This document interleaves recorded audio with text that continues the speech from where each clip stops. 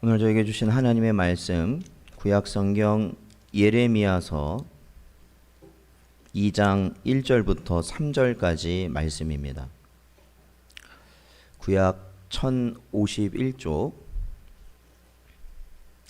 예레미야서 2장 1절부터 3절까지 말씀입니다.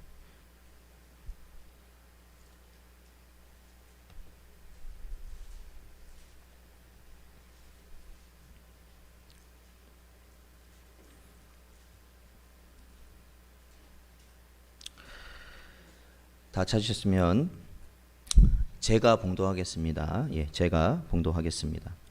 여호와의 말씀이 내게 임하니라. 이르시되 가서 예루살렘의 귀에 외칠지니라.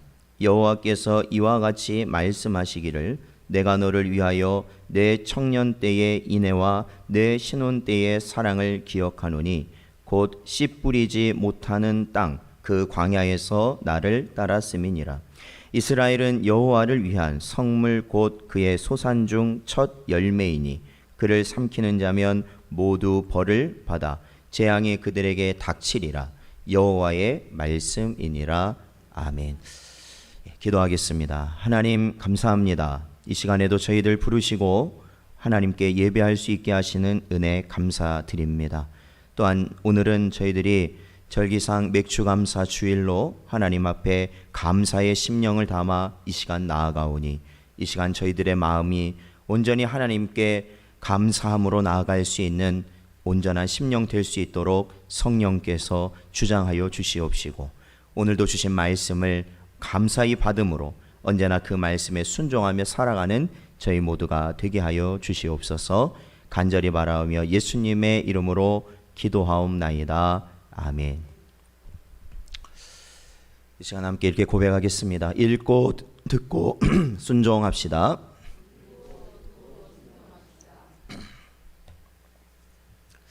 오늘도 이 자리에 나오신 모든 분들에게 하나님의 은혜와 평강이 늘 함께 있으시기를 축원드립니다. 오늘은 저희 교회 한국교회 절기상 맥주 감사 주일입니다. 저희가 구약에 나온 이 맥주절과도 영적인 연관성이 있는데 저희가 우리나라에서 특히 이 맥주 감사 주일 같은 경우에는 보통 지금은 그렇게 저희들이 잘 모르지만 과거에는 저희가 이 농업이 주된 다 농사졌잖아요. 농사 짓고 졌고 그때는 저희가 이모작을 했을 때 아닙니까? 이제 봄이 끝날 때 보리가 추수되고 또 이제 가을이 끝날 때 또 쌀이 추수되는 그런 이모작이 이제 우리나라에 있었고 또 그래서 뭐 저희는 뭐 잘 알지도 못하는 말이지만 보릿고개라는 말이 이제 그래서 있었고 이제 보리 추수하기 전까지 그 어려운 그때를 의미하는 거겠죠. 자, 그래서 오늘 이 주보 보시면 여기 표지에 있는 사진이 바로 보리입니다. 보리. 보리예요. 그러니까 보리가 어떻게 생겼나 잘 모르는 젊은 세대 분들 한번 이렇게 보시면 될 것 같습니다. 그래서 저희가 만약에 그 과거와 마찬가지로 농사를 졌던 상황이라면 아마도 이제 막 보리 추수를 거의 마무리해서 그 드린 거에 주신 것에 감사해서 그렇죠. 우리가 추수감사절 하는 것처럼 주신 것에 감사해서 하나님 앞에 이렇게 모여서 예배하는 것 그것이 너무나도 당연하게 여겨질 것 같은데 지금은 이제 보통 저희가 농사 일을 하지 않다 보니까 그것이 느껴지진 않습니다. 그렇지만 중요한 것은 그 맥주감사 주일을 보내면서 올 한해 2020년 올 한해 1월부터 지금까지 나와 함께 하셔서 살아가게 하시고 은혜를 주신 그 하나님을 우리가 돌이켜보고 생각해 볼 수 있다라는 그러한 의미에서 감사할 수 있다라는 의미에서 너무나도 귀한 절기라는 것을 우리는 깨닫게 됩니다. 그래서 사랑하는 성도 여러분, 오늘도 주시는 이 본문 말씀을 통해서 우리가 너무 이 팍팍한 이 세상 속에서 살다 보니까 하나님이 나에게 주신 그 감사의 조건과 이유들을 우리가 잃어버리고 살아갈 때가 너무나도 많거든요. 오늘도 주신 말씀을 통해 살아계신 하나님이 나와 함께 하셨고 나를 인도하고 계시고 또한 그 인도하심 가운데 나에게 주신 하나님이 주신 영적 육적 열매들을 통해 우리들을 살아가게 하셨다는 것을 깨달을 수 있는 여러분 되시기를 주님의 이름으로 축원드립니다. 자, 오늘 저희가 본문 말씀을 에레미야서 2장 1절부터 3절까지 저희들이 보았습니다. 저희가 이 에레미야 선지자 하면 이 눈물의 선지자로 알려진 그러한 선지자입니다. 그는 이 북쪽과 남쪽 이스라엘이 이게 나뉘어서 북이스라엘과 남유다가 되었을 때 그 남유다의 마지막 때를 그가 지내며 활동하였던 선지자였습니다. 그래서 그는 이 자신의 나라, 하나님이 택한 백성이었던 이스라엘 백성이 멸망하는 그 모든 것들을 바라보며 슬퍼하였죠. 그래서 저희가 수요 예배 때 살펴봤던 에레미야 애가가 그렇게 해서 탄생하게 된 것입니다. 이 당시에, 즉 에레미야 선지자가 있던 당시에 이미 형제 나라였던 북이스라엘은 아수르 제국에 의하여서 멸망당하였습니다. 그리고 남아있던 이 남유다 역시도 하나님 앞에서 뜻을 바로 세웠던 요시야 왕 이후에 나머지 왕들, 그 이후의 왕들은 결국 하나님 앞에 범죄함으로 인하여서 하나님께서는 이 남유다까지도, 즉 북이스라엘이 멸망한 지 130년 정도 지난 이후에 이 남유다까지도 멸망당하게 됩니다. 그러니까 이 예레미야 선지자가 하나님으로부터 부르심을 받고 그가 선지자로서 활동하는 그 시기는 굉장히 혼란스럽고 어렵고 힘든 시기였다라는 겁니다. 특히 저희들 보지는 않았지만 에레미야서 1장을 보시면 1장 4절부터 보시면 이 하나님께서 에레미야에게 임하셔서 말씀을 주시는 장면이 등장합니다. 자, 저희들 5절 말씀, 1장 5절 말씀을 같이 읽어보겠습니다. 에레미야서 1장 5절 같이 읽죠. 시작. 내가 너를 모태에 짓기 전에 너를 알았고 네가 배에서 나오기 전에 너를 성별하였고 너를 여러 나라의 선지자로 세웠노라 하시기로 아멘. 그렇습니다. 이 1장 4절을 보면요, 하나님께서 이 에레미야를요 모태에서 조성되기 전부터, 그러니까 뭡니까? 남자의 정자와 난자가, 여자의 난자가 만나서 수정되기 전부터 하나님은 예레미야를 알고 계셨다 말씀하십니다. 그리고 태어나기 전부터 예레미야를, 그 어머니의 뱃속에서 태어나기 전에 하나님은 예레미야를 구별하셨습니다. 성별하셨습니다. 그리고 선지자로 세우셨다라고 하나님께서는 말씀하고 계시는 겁니다. 여러분, 이 에레미야서 1장 4절의 말씀은 아주 중요한 하나님의 말씀임과 동시에 우리에게 중요한 교리입니다. 너무나도 중요한 교리예요. 그것은 뭡니까? 내가 하나님을 선택할 수 있는 것이 아니라 누가 나를 선택하는 겁니까? 하나님께서 나를 선택하시는 겁니다. 믿으십니까? 그게 우리의 교리입니다. 교리가 어려운 게 아니에요. 하나님이 나를 선택하셨다라는 것이 우리가 믿는 바라는 겁니다. 오늘날 이 혼란 가운데서도, 그렇죠, 예레미야가 그 극심한 어려움, 정치적, 경제적, 그 나라가 흔들리고 위태로운 그 모든, 그러니까 하나님의 말씀을 떠났다라는 것은 그때 당시 그 유다의 땅에 얼마나 극심한 죄악이 창궐하였겠는가. 그 사회에 죄악이 넘쳐나던 그 시기에 태어났던 예레미야를 하나님이 부르신 것처럼 오늘날 이 혼란 가운데서도 우리 자신이 오늘도 이 시간에, 그렇죠, 지금 이 혼란스러운 이 사태 가운데서도 우리 자신이 하나님 앞에 나아올 수 있는 것, 그것은 바로 하나님께서 나 자신을 선택해 주셨기 때문이라는 것입니다. 예레미야와 같이 여러분 한 사람 한 사람을 뭐 하셨기 때문이라고요? 선택하셨기 때문이라는 겁니다. 여러분 한 사람 한 사람을 어머니의 뱃속에서 조성되기도 전에, 여러분이 어머니의 뱃속에서 태어나기도 전에 하나님은 택하시고 하나님은 여러분을 이 혼란스러운 이 시대에 인도하셨다라는 거예요. 어디로? 하나님 앞으로 인도하셨다라는 겁니다. 이사야서 43장 1절 말씀을 보면요, 야곱아 너를 창조하신 여호와께서 지금 말씀하시느니라. 이스라엘아 너를 지으신 이가 말씀하시느니라. 너는 두려워하지 말라. 내가 너를 구속하였고 내가 너를 지명하여 불렀나니 너는 내 것이라 말씀하셨다라는 겁니다. 내가 너를 지명하여, 지명이 뭡니까? 손가락으로 가리킨다라는 거예요. 가리키며 불렀다라는 거예요. 가르치며 부를 때 먼 산을 보고 가르치겠습니까? 아니면 수많은 군중을 향해 그냥 가르치겠습니까? 아니죠. 개개인을 가르친다라는 것이죠. 하나님은 큰 모든 것을 창조하셨고 그 모든 것을 주장하시는 어마어마하게 큰 분이십니다. 여러분 믿으십니까? 그럼에도 불구하고 그 하나님은 그 모든 것에 아주 작은 먼지 하나까지도 챙기시고 세세하게 그것을 움직이시는 분이 또한 누구시냐면 하나님이시라는 겁니다. 그래서 여러분 한 사람 한 사람을 하나님은 이 시간도 주목하고 계시고 하나님께서는 여러분을 향하여서 오늘도 말씀하고 계신다라는 겁니다. 그러므로 사랑하는 성도 여러분, 이러한 하나님이 택하심, 우리는 택할 수 없는데, 그렇죠? 우리는 택할 수 없는데 하나님이 나를 택하신 그 놀라운 은혜, 감사하지 아니할 수 있겠는가라는 것입니다. 우리는 아예 택할 수 없어요. 하나님을 택할 수 없어요. 택할 수 없습니다. 근데 나를 택하신 은혜, 감사하지 아니할 수 있겠는가라는 겁니다.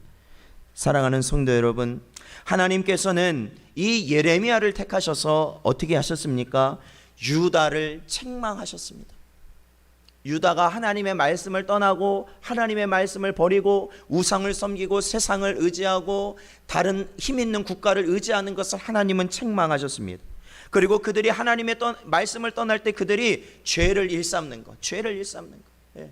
그들에게 사랑이 식어져 가고 그들이 분열되어져 가고 그들이 물질 만능주의에 빠져서 돈이 최고다, 건강이 최고다, 그저 잘 먹는 게 최고다, 그러한 우상들에 빠져서 그들이 점점 더 몰락해가는 그러한 상황, 그 상황 가운데서 하나님은 예레미야를 부르셨고 하나님께서는 그에게 하나님의 말씀을 전하라고 그에게 말씀하신 것이죠.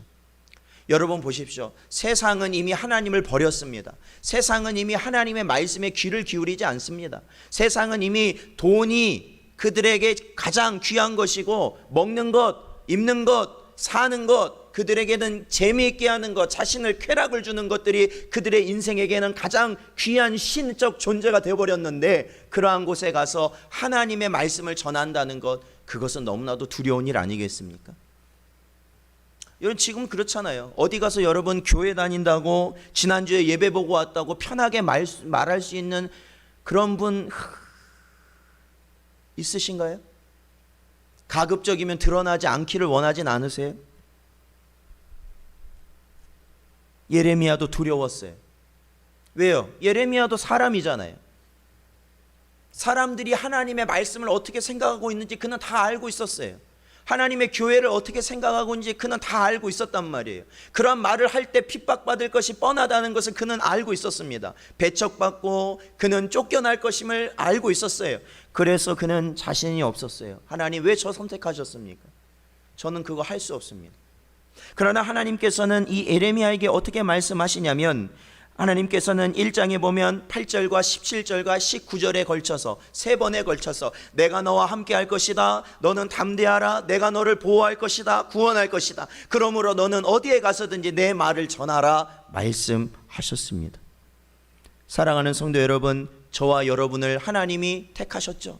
그렇다면 하나님께서는 저와 여러분에게 이 예레미야와 같은 사명을 주신 것입니다. 그것은 뭡니까? 세상을 두려워하지 말고 겁내지 말고 오로지 내가 너에게 주는 말을 전하라 말씀하시는 겁니다. 그 전하는 것은 어떻게 전하는 겁니까? 우리의 삶으로 전하는 것이죠. 우리의 입술로 전하는 것이죠. 특히 우리의 삶으로 전하는 것이 오늘날 얼마나 큰 영향력을 끼칩니까? 그 중에 하나가 뭐예요? 하나님께 예배하는 것이죠. 예. 이 혼란 가운데 저는 예배합니다 라는 이 한마디가 그의 신앙을 다 거의 대변할 수도 있는 그러한 상황에까지 왔기 때문에 그렇습니다. 다른 말 할 필요가 없어요. 분명히 내가 이 말을 하면 나는 어떤 사람 취급받을 거를 뻔히 알지만 그럼에도 불구하고 저는 예배합니다.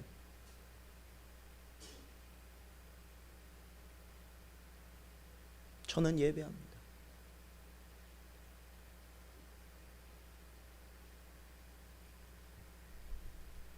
이 시대를 거치면서 분명히 구분되고 드러날 것입니다. 지금까지는 너무나도 뭉퉁거려져 있었어요. 너무나도. 그러나 이제는 구별될 것입니다. 왜요?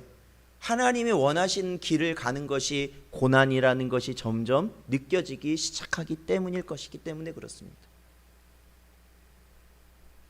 이제 힘든 순간을 맞이할 때마다 낙오하는 자들이 분명히 나타날 겁니다. 갈라지는 자들이 분명히 나타날 것입니다. 이 시기를 왜 하나님이 우리에게 허락하셨을까요? 그것은 구분하기 위해서입니다.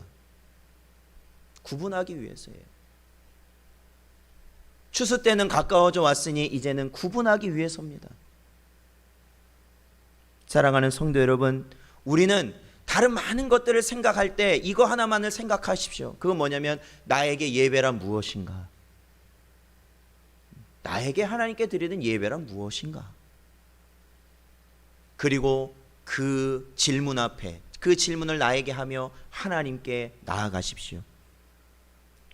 그것을 우리가 마음속에 느끼고 깨닫고 하나님께 나아갈 수 있다면 그것이야말로 우리가 이 맥주감사주일에 하나님께 감사할 수 있는 큰 이유가 될 줄로 믿습니다. 사랑하는 성도 여러분, 지금도 하나님께서는 우리에게 예배하라 말씀하고 계십니다. 예레미야는 하나님의 말씀을 듣고요, 11절부터 보면은 예레미야에게 하나님께서 메시지를 주십니다. 그런데 그 메시지를 어떻게 주시냐면 두 가지의 환상을 통해서 주십니다. 환상이 실제로 이렇게 일어나는 것이 아니라 하나님께서 이 예레미야에게 특별히 보이신 그 환상을 통해서 하나님의 메시지를 알게 하십니다. 첫 번째 환상은 무엇이냐면 11절에 나오는 바로 살구나무 가지를 보는 환상이었습니다. 이 살구나무 가지를 예레미야에게 하나님이 보여주신 이유는 하나님이 이렇게 말씀하십니다. 12절에 보니까 이는 내가, 하나님이시죠, 내가 내 말을, 하나님의 말씀을 지켜 그대로 이루려 함이다 라는 것입니다. 즉 살구나무 가지를 예레미야에게 먼저 보이신 이유는 하나님이 이제부터 한 모든 말은 반드시 이루실 것이다 라는 바로 그러한 환상이었습니다. 하나님께서는 연이어 예레미야에게 두 번째 환상을 보이십니다. 그것은 무엇인가? 13절에 보니까 끓는 가마가 있어요. 즉 물이 막 팔팔팔, 물인지 기름인지 정확히는 모르겠지만 팔팔팔팔 끓는 그 솥에 물이 들어있고 팔팔팔팔 끓는 그 물이 있는데, 그것을 보고 있으니까 그게 가만히 있는 것이 아니라, 여러분 보세요. 물이 솥에 가득 찼어요. 가득 찼는데 끓습니다. 그러면 어떤 일이 일어나죠? 넘쳐요. 끓는 게 넘친다고요. 그러니까 예레미야가 본 게 뭐냐면 팔팔팔팔 끓고 있는데 그 끓는 물이 북쪽부터 넘치더라라는 거예요. 그 솥에 북쪽부터 넘치더라라는 겁니다. 하나님께서는 이렇게 말씀하십니다. 그것은 어떠한 의미냐면 14절에 보면은 북쪽으로부터 재앙이 몰려올 것이다. 유다에 북쪽으로부터 재앙이 몰려올 것이다. 그게 뭡니까?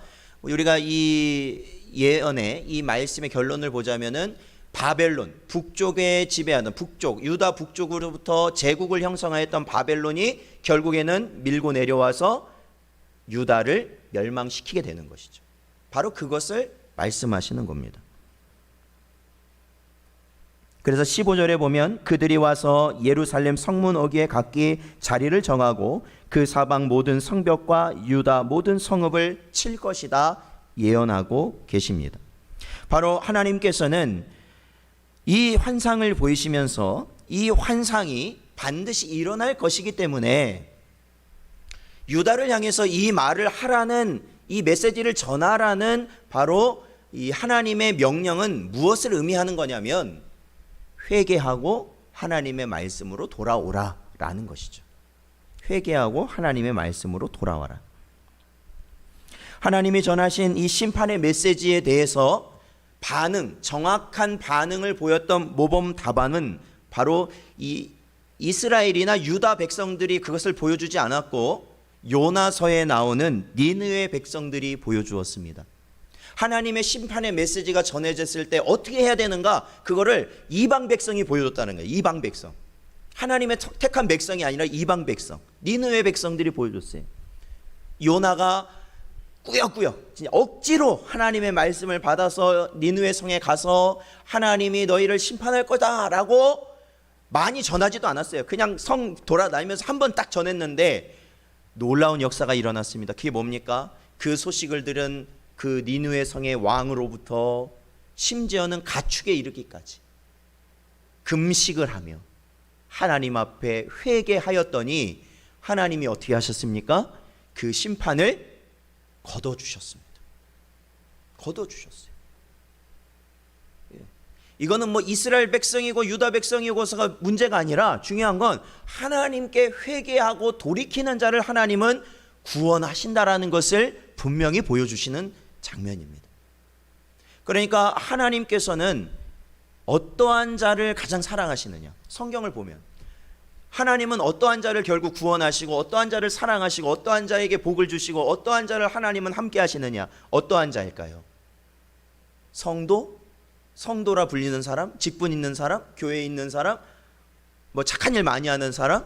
그건 중요하지 않아요. 가장 중요한 건 뭐냐면 회개하며 하나님께 나오는 사람을 하나님은 살리시더라라는 것이죠. 회개할 수 있는 자.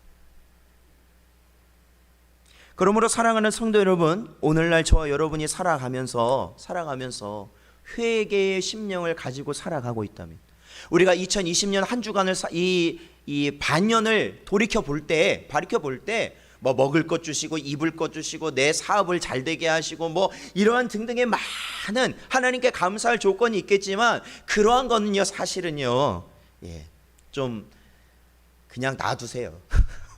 그거는 놔두세요. 그거 당연한 거예요. 하나님 백성에게 하나님이 하시는 일은 당연한 거예요. 근데 가장 중요한 게 뭐냐면 내가 하나님 앞에 회개하였던 시간들이 있었는가. 회개하였던 시간들이 있었다. 내가 그나마 하나님 앞에 회개하고 있던 심령을 내가 가지고 있었다면 여러분 하나님 앞에 감사하십시오. 감사하십시오. 그건 하나님이 주시는 겁니다. 하나님밖에 주실 수 없는 겁니다. 하나님밖에. 하나님밖에. 회개할 수 있는 심령을 주심을 감사하십시오. 그리고 이 반년을 돌이켜봤을 때 내가 회개하지 못하고 세상의 것에 너무 휘둘렸던 나의 모습이 보여진다면 여러분 회개하십시오. 그 메시지가 들렸다면 회개하십시오. 그래서 또한 감사하십시오. 왜요? 니느웨 백성처럼 하나님의 구원을 우리가 누릴 수 있기 때문에 그렇습니다. 회개. 여러분 우리가 이 하나님의 말씀을 보면서요 우리에게 뭐 기독교적인 가치관이라고도 불리기도 하고 또한 영적인 분별력이라고도 불리게 하는 이러한 것이 우리 안에 있다면 세상을 한번 보십시오. 세상을 한번 쫙 보십시오. 찬찬히 한번 보십시오. 뉴스를 보시던 뭘 보시던 직장에 가시던 가정에 가셨던 한번 보세요. 그냥 아무 말 하지 말고 한번 봐보세요. 오늘날의 특징은 뭐냐? 내가 잘못했다고 한 사람은 한 명도 없다라는 겁니다. 내가 잘못했다는 사람 한 명도 없습니다. 다 누가 잘못한 거예요? 남이 잘못한 거예요. 가정에서도 어려움을 겪으신다면 여러분 찬찬히 생각해보세요. 가정 안에서도 한번 보세요. 잘못했다는 사람이 없을걸요? 직장 안에서도 보십시오. 직장 안에서 어려움이 있다면 분명히 그곳에서도 잘못했다고 하는 사람이 없었기 때문에 그럴 겁니다. 만약에 진심으로 잘못했다는 내가 죄인이라는 그러한 고백이 하나님 앞과 이 세상 가운데 나타나는 모습이 있다면 하나님이 원하시는 그 평안이 그곳에 임하게 될 줄로 믿습니다. 하나님의 복이 나타납니다. 하나님의 화평이라는 놀라운 하나님의 은혜가 그곳에 거하게 될 것입니다. 그리고 그러할 수 있는 자가 바로 누구인가? 바로 하나님의 택한 백성이라는 겁니다. 오늘도 이 말씀을 깨달으셨다면 그것은 큰 복입니다. 큰 복이에요.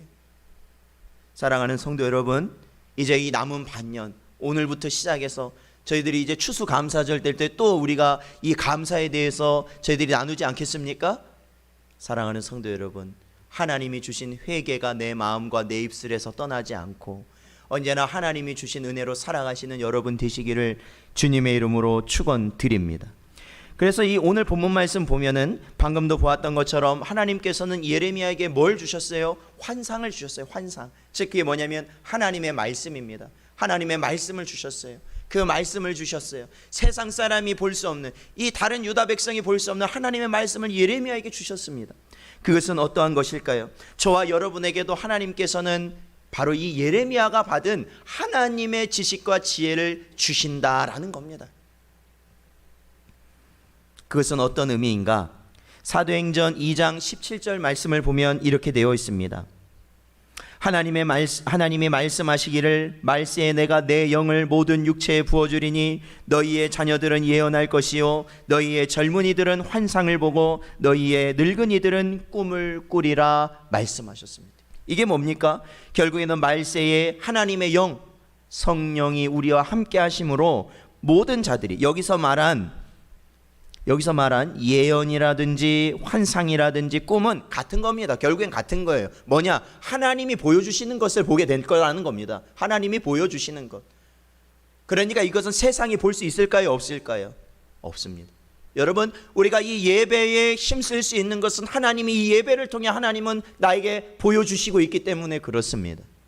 우리가 이 혼란스러운 가운데서도 우리의 믿음을 버리지 않고 살아갈 수 있는 것은 하나님께서 여기에 있는 모든 자들에게 하나님의 지식과 지혜를 보이시기 때문에 그렇습니다.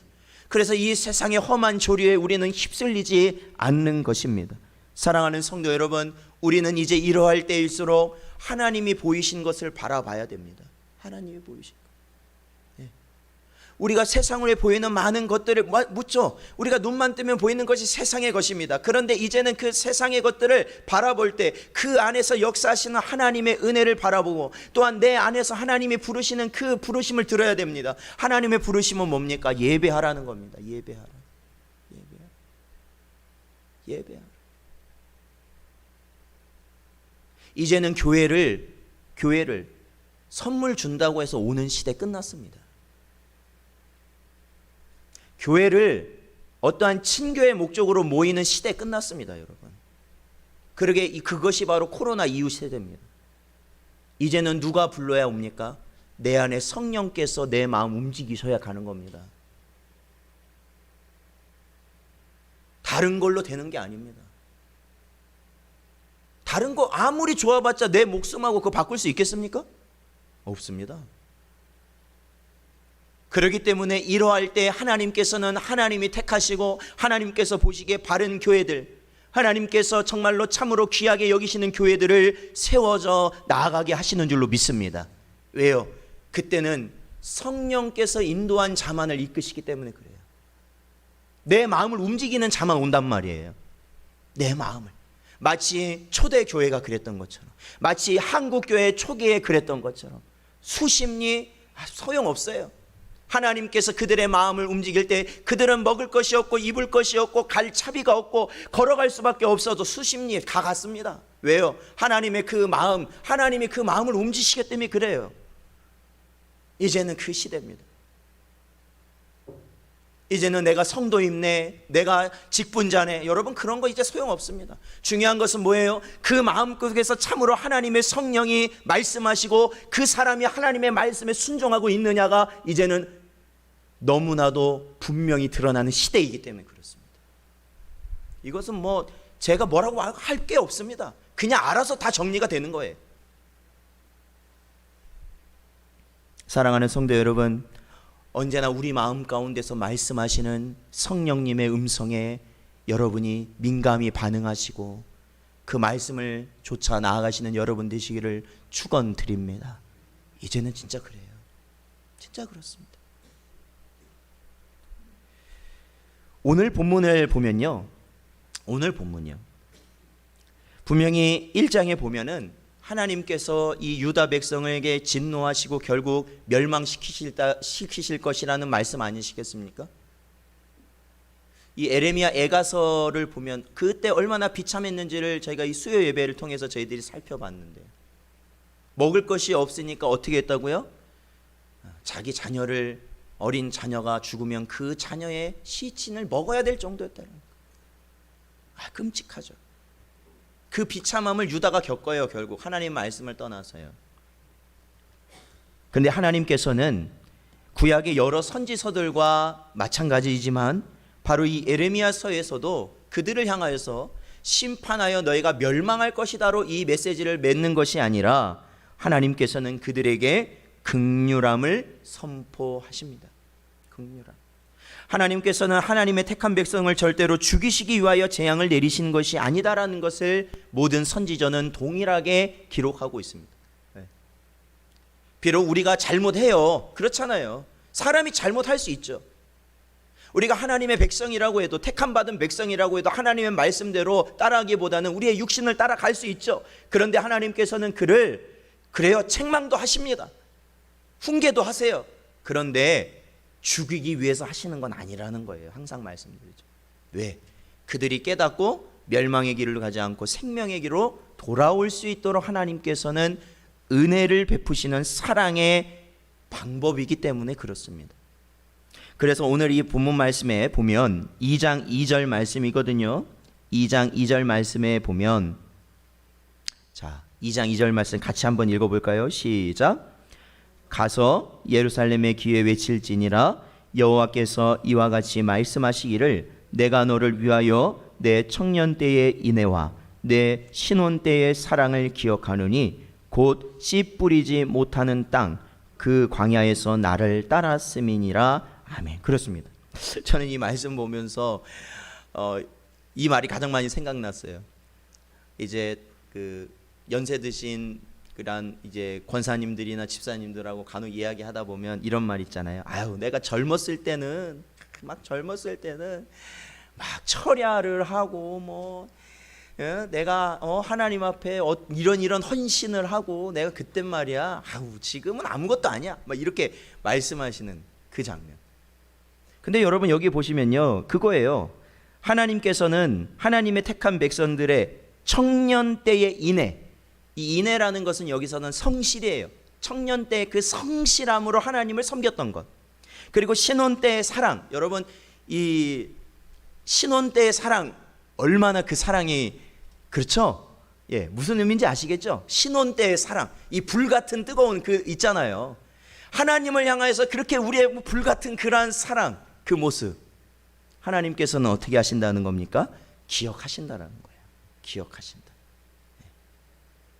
이 시간 저와 여러분, 저희들 여기에 거의 전 세대가 이 자리에 앉아 있잖아요. 어린 유아에서부터 노년에 이르신 우리 권사님들, 우리 장로님까지 다 앉아 계시는데 하나님께서는 어떠하시냐?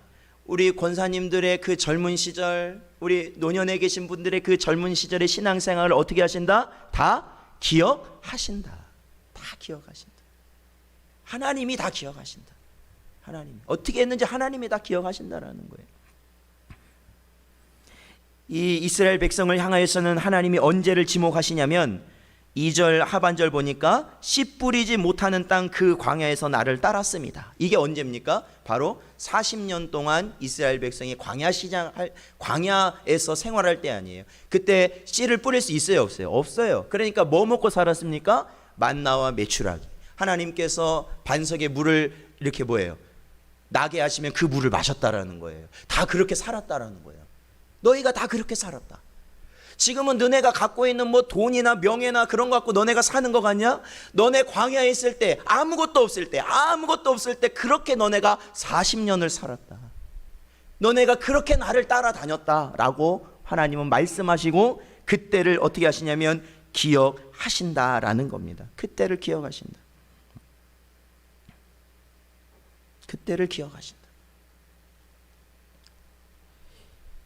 출애굽기 2장 24절 25절의 말씀에 보면 하나님이 그들의 고통 소리를 들으시고 하나님이 아브라함과 이삭과 야곱에게 세운 그의 언약을 기억하사 하나님이 이스라엘 자손을 돌보셨고 하나님이 그들을 기억하셨더라 말씀하셨습니다. 우리가 지난주에는 하나님의 긍휼을 저희들이 살펴봤다면, 긍휼하심, 바로 오늘은 하나님이 우리를 기억하고 계신다라는 겁니다. 기억하고 계신다. 여러분, 이 기억한다라는 것을 어떻게 생각하실지 모르겠습니다. 마치 이 세상을 살면 나 자신이 어느 누구에게도 참으로 긍휼히 여김을 받을 수 없는 존재가 이 땅의 모든 사는 사람들인 것처럼 이 땅의 그 누구도 결국에는 잊혀지는 존재가 될 거라는 겁니다. 잊혀지는 존재. 부모, 자식 간에도, 부부 간에도, 형제 간에도 이 세상에서 뭐 떨어질 수 없는 그러한 관계, 어떠한 관계를 할지라도, 심지어는 나라를 구하거나 세상을 구한 사람이라 할지라도 결국에는 어떻게 될까요? 잊혀집니다. 다 잊혀집니다. 100년 전에 누구 살았는지 알지 못해요. 네. 모릅니다. 다 몰라요. 뭐 우리 여기 뭐 어린 학생들도 있지만 내 아버지 어머니 성함이야 알겠지만 할아버지 할머니 성함까지 아는 친구들 많지 않을걸요 요즘에. 그런데 거기에 뭐 진조 할아버지 고조 할아버지 그거 기억하겠습니까? 네. 뭐 옛날처럼 뭐 그 몇 대손 몇 대손 그걸 기억해야 된다는 것이 중요한 게 아니라 결국엔 다 잊혀진다는 것이 중요한 겁니다. 다 잊혀집니다. 여기에 지금은 다 얼굴들 보고 우리가 매주 보니까 뭐 그렇게 대수롭지 않아도 10년만 지나 보십시오. 10년만 지나 보십시오. 그러한 상황 가운데 있는 것이 바로 저와 여러분인데 하나님께서는 뭐라고 말씀하시냐면 우리 한 사람 한 사람을 세상도 만들기 전, 창세 전, 어머니의 뱃속에서도 형성되기 전, 태어나기 전 바로 저와 여러분을 구별하셨고 아시고 기억하신다 말씀하시는 겁니다. 저와 여러분이 오늘 왜 감사할 수 있을까요? 보통 저희가 맥주 감사 주일 되면 하나님께서 이 한 해 동안 뭐 반년 동안 우리에게 우리 가정에 이런 것을 주시고 이것을 이루어 주시고 다 우리는 감사합니다. 그것을 왜 감사할 수 있는 이유가 어디에 있을까요? 그것은 하나님께서 나를 하나님의 백성으로 기억하시기 때문에 그러한 은혜를 주신 겁니다. 기억하시기 때문에. 하나님이 우리를 기억하지 못하신다면 어떻게 하겠습니까? 우리는 은혜를 받을 수가 없습니다. 하나님이 우리를 하나님의 택한 백성이라고 하나님께서 기억하지 못하신다면 어떻게 하겠습니까? 우리는 이 험한 환난 가운데서 결국 무너지고 말 것입니다. 그러므로 여러분, 다른 사람이 나를 기억하지 못하는 것에 의해서 섭섭해하지 마십시오. 그거 당연한 겁니다. 왜요? 다 자기 살기 바쁩니다. 자기 코가 석자입니다. 쉽게 말하면. 뭐 자식들, 심지어는 자식이 나를 기억하지 못한다, 아니면 부모가 나를 기억하지 못한다. 여러분, 그거 가지고 상처받지 마십시오. 그게 당연한 귀결입니다. 오로지 우리는 누구에게 기억될 수 있기 때문에 그렇습니까? 하나님 아버지께 기억될 것이기 때문에 그렇습니다. 그러므로 우리는 이 험한 세상, 이 2020년 남은 이 반년을 하나님의 은혜로 살아가게 되는 그러한 놀라운 복을 누리는 여러분 되실 줄로 믿습니다. 그러한 은혜를 바라보시고 살아가신 여러분 되시기를 주님의 이름으로 축원드립니다. 기도하겠습니다. 하나님 아버지 감사합니다. 오늘도 이 시간 저희들 부르시고 하나님께서 오로지 하나님의 뜻대로 저희들을 인도하시고 택하셔서 오늘도 이 시간 예배할 수 있도록 함께하여 주신 은혜 감사합니다. 저희들 이 상반기를 돌아보며 맥주 감사 주일로 하나님께 나아갑니다. 하나님, 이 맥주 감사 주일을 통하여서 하나님께서 나를 언제나 함께 하시고 동행하고 계셨음을 기억할 수 있는 저희 모든 성도들 되게 하여 주시옵소서. 우리의 죄를 돌이킬 수 있도록 은혜 주시고 하나님의 말씀을 들을 수 있도록 은혜 주시고 이 환난 가운데서도 하나님 앞에 예배하는 심령을 아버지 하나님 버리지 아니하도록 잃지 않도록 은혜 주신 그 모든 것에 감사할 수 있도록 하나님 붙들어 주시옵소서. 그래서 무엇이 변하든지 하나님께 감사와 찬양과 영광을 돌리는 우리 모든 성도들 되게 하여 주시옵소서. 간절히 바라오며 예수님의 이름으로 기도하옵소서.